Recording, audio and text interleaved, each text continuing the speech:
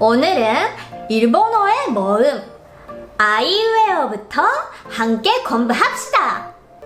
아, 이, 으, 에, 오. 마다네. 사이타마현의 이우라라는 가상의 도시가 배경이고요. 고층 맨션에서 여성의 시체가 발견되는데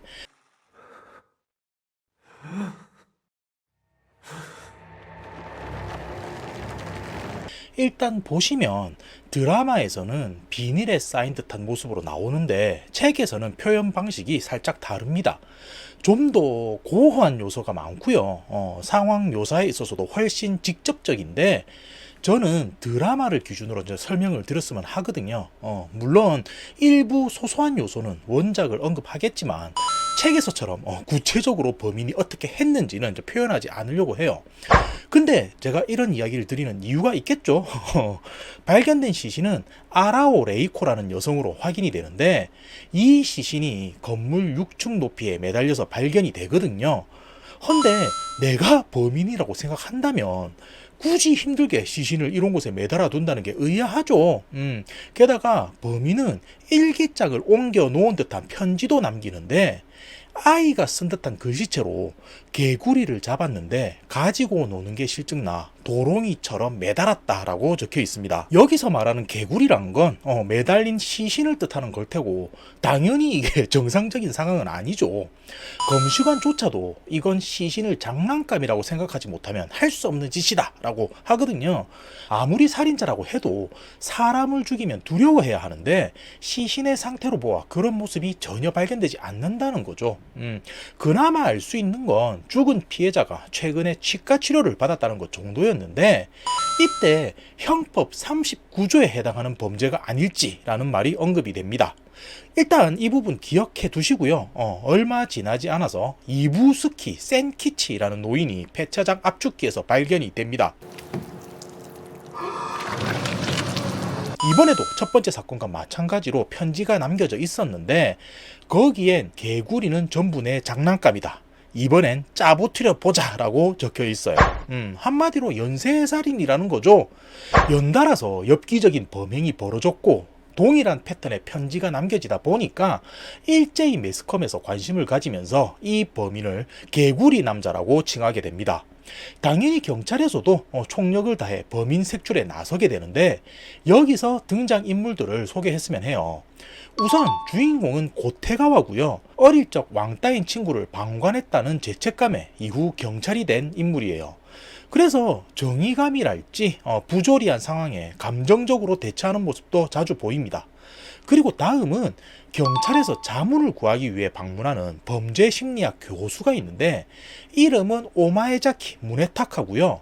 과거에 딸과 손녀가 정신질환자에게 살해당한 사연을 가지고 있습니다. 근데 제가 아까 형법 39조를 살짝 언급했었죠. 이게 뭐냐면 심신상실자의 행위는 법률로 처벌할 수 없다라는 거거든요. 오마에자키 교수는 딸이랑 손녀가 무참히 죽었는데도 그 범인은 심신상실을 이유 삼아서 무죄가 되고 말아요. 그러니 당연히 그런 범죄자들에 대해서 적개심을 가질 수밖에 없고 한 번 죄를 저지른 범죄자는 이후로도 범행을 저지를 거라고 주장을 합니다. 그래서 경찰들은 교수의 주장에 맞춰서 과거 이력이 있는 정신질환자들을 체크하게 되는데 이때 도마가쏘가 등장합니다.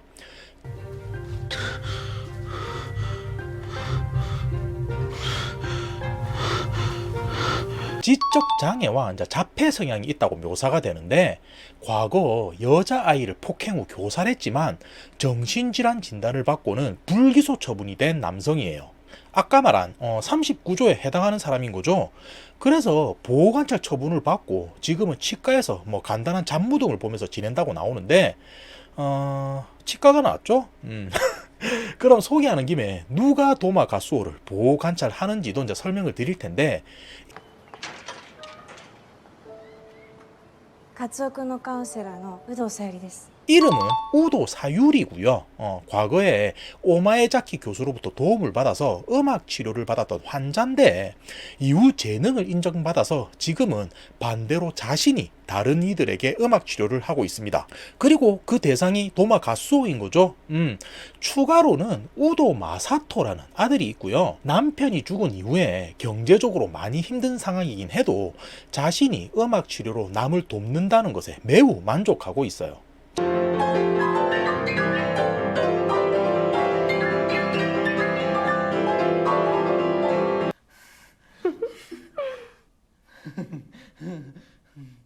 자, 보시면은 대략적인 관계도는 이렇게 되는 거고, 등장 인물들이 얼마 되지 않다 보니까 설명은 간단할 것 같은데, 여기서 세 번째 피해자가 발생합니다.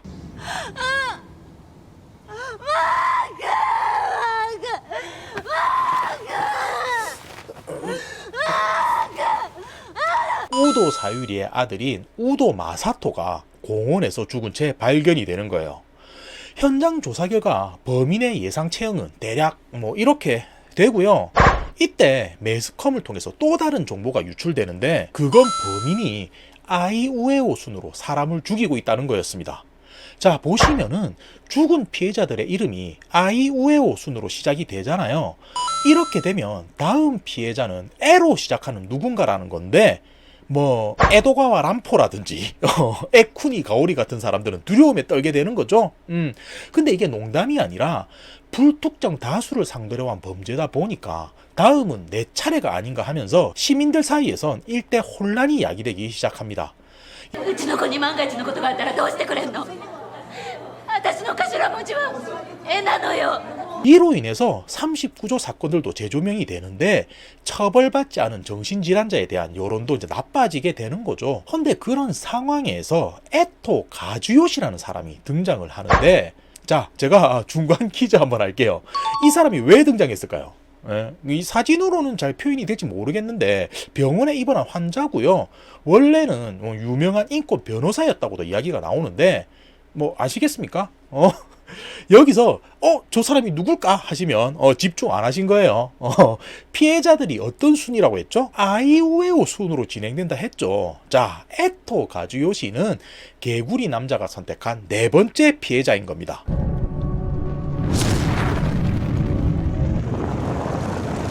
다시 지금까지 발견된 피해자들을 보시면 우선 처음엔 여성이죠. 그리고 다음은 노인이 되는 거고 세 번째는 아이잖아요. 이번에 발견된 피해자 같은 경우는 환자니까 어찌 보면 상대하기 쉬운 범행 대상을 목표로 삼았다고도 볼 수가 있을 텐데, 이번 에토 가주요시는 기존의 등장인물들과 묘한 연결고리가 있습니다. 그게 누구냐면 범죄 심리학 교수인 오마에자키인데, 예전에 교수의 딸과 손녀가 정신 이상자에게 살해당했는데 39조로 처벌받지 않았다고 했죠. 그때 범죄자를 변호해서 무죄로 만든 게 이 에토 가주요시였던 겁니다. 근데 또 하나 중요한 사실이 발견되는데, 죽은 에토 가주요시는 최근까지 치과 치료를 받고 있었다는 걸 알게 돼요. 자, 근데 아까 치과 치료를 받은 사람이 또 한 명 있었죠. 맨 처음 사망했던 아라오 레이코도 치과를 다녔다고 했었는데 그 병원이 어디다? 도마 가스오가 근무하는 병원이다 라는 게 밝혀집니다. 그래서 주인공은 환자 기록을 뒤져보게 되는데 결국 이부스키와 우도 또한 이곳의 환자였다는 걸 알게 되는 거예요. 자, 지금까지 이력을 보면은 범인은 아무나 아이우에오 손으로 죽여왔을 거라고 생각했는데 그게 아닌 감춰진 공식이 있었던 거죠. 그렇다면 보시는 바와 같이 관련된 사람 중 누군가가 이런 일을 벌인 범인일 수도 있다는 건데, 동기로 보자면 제일 유력한 건 오마에자키 교수가 되잖아요.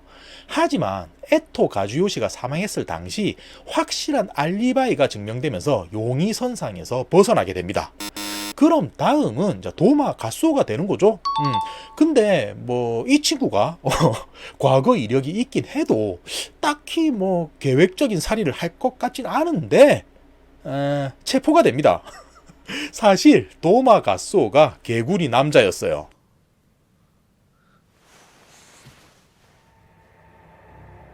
お前がカエル男だったのか。 빠밤. 수사 중 우연히 도마의 글씨체를 보게 되면서 발견된 편지와 필체가 같다는 사실을 알게 됐고, 예전 우도 마사토 사건 때 알게 된 분석 자료도 도마와 일치한다는 걸 확인하게 됩니다. 근데 제일 확정적인 건 도마 가스오 스스로가 자신이 개구리 남자라고 시인을 한 건데, 그럼에도 어떻게 죽였는지 그 과정은 설명하지를 못해요. 그리고 또 하나 의아한 요소가 있는데, 에토 가즈요시가 죽기 전 범인의 손가락을 깨물었을 거라는 부검 기록이 있었지만 체포된 도마의 손은 상처가 없었습니다. 하지만 뭐 그게 중요한 게 아니죠. 도마 스스로가 내가 범인이다라고 말하고 있는 상황이니 사건은 이대로 해결인 듯 싶은 건데, 여기서 예상치 못한 상황이 발생하게 돼요. 자, 도마 가스오는 예전에 범행을 한번 저질렀지만 39조에 의해서 무죄가 된 정신질환자죠.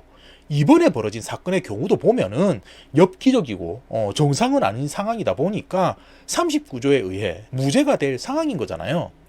이 소설은 다소 엽기적인 사건을 다루고 있지만 피의자의 인권과 잠정적 피해자들의 인권, 그 사이에서 무엇이 중요한지 생각해 볼 요소를 독자에게 던지고 있다 볼 수 있는 건데, 이렇게 질문만 던지고 이야기가 끝나면 안 되겠죠. 주인공은 사건과 관련된 내용을 피해자 유족들에게 알려주기 위해서 우도 사유리를 찾아가게 되는데, 손가락에 붕대를 감은 우도 사유리를 보게 됩니다. 자, 결말인데 주인공 고테가와는 우도 사유리를 따라서 지하로 내려갔다가 공격을 받게 되고, 진짜 개구리 남자는 우도 사유리였다는 사실도 알게 돼요. そうだよ、本物のカエルは私。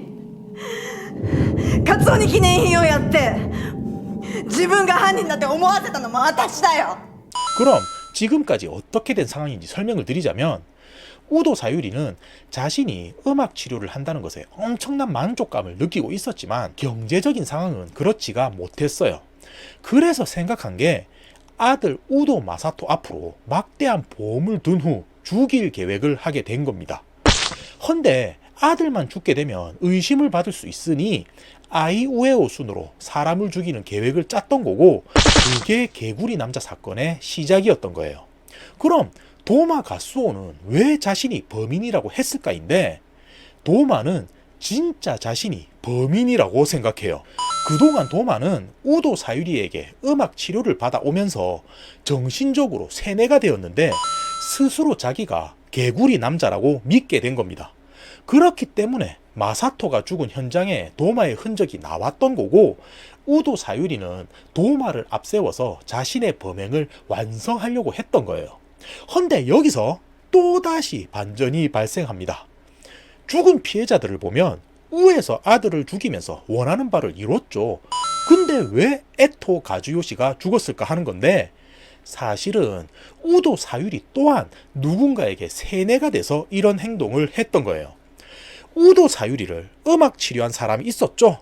바로 오마에자키 교수인데, 사실은 이렇게 된 상황입니다. 오마에자키 교수는 자신의 딸과 손녀가 무참히 살해당했지만 에토 가즈요시에 의해서 범인이 풀려나자 이에 복수를 다짐합니다. 그래서 우도 사유리를 치료한다며 접근한 후에 새로운 인격을 만드는데, 그게 사이코패스 인격의 우도 사유리인 거예요. 그러니까 오마에자키가 우도 사유리를 조정해 에토 가즈요시를 죽이는 계획을 했던 거고, 그 과정에서 우도 사유리는 도마 가스오를 범인으로 만들었던 거죠. 실질적으로 보면은 도마 가스오와 오마에자키는 아무도 죽이지 않았어요. 범인은 오마에자키가 우도 사유리에게 심어놓은 또 다른 인격인 거죠. 그렇게 해서 최종 결말인데, 우도 사유리가 체포가 되지만 그건 그녀의 다중인격이 벌인 일이니 39조로 처벌받지는 않을 겁니다. 그리고 오마에자키 교수 또한 모든 사건의 원흉이며 악이지만 어떠한 증거도 나오지 않았고 증명할 수도 없기에 죄를 물을 수가 없어요. 그리고 도마 가스오는 우도 사유리가 체포되면서 풀려나게 됩니다. 자, 끝이면 안 되겠죠? 이야기가 이렇게 끝나면 안 되잖아. 물론 이후에 이제 남겨진 이야기가 있어요. 도마 가스오는 풀려나긴 했지만 지금까지 범행이 모두 자신의 짓이라고 생각합니다. 경찰한테 내가 개구리 남자라고 한 것도 진짜 스스로 믿고 있기 때문에 그랬던 거고, 우도 사유리가 잡혀갔어도 그 생각은 변하지가 않아요. 그렇게 도마 가스오는 범죄를 계속 이어갈 거라는 걸 암시하며 다음 순서는 오야, 오마에자키 교수가 다음이야 라고 말하면서 소설은 끝이 납니다.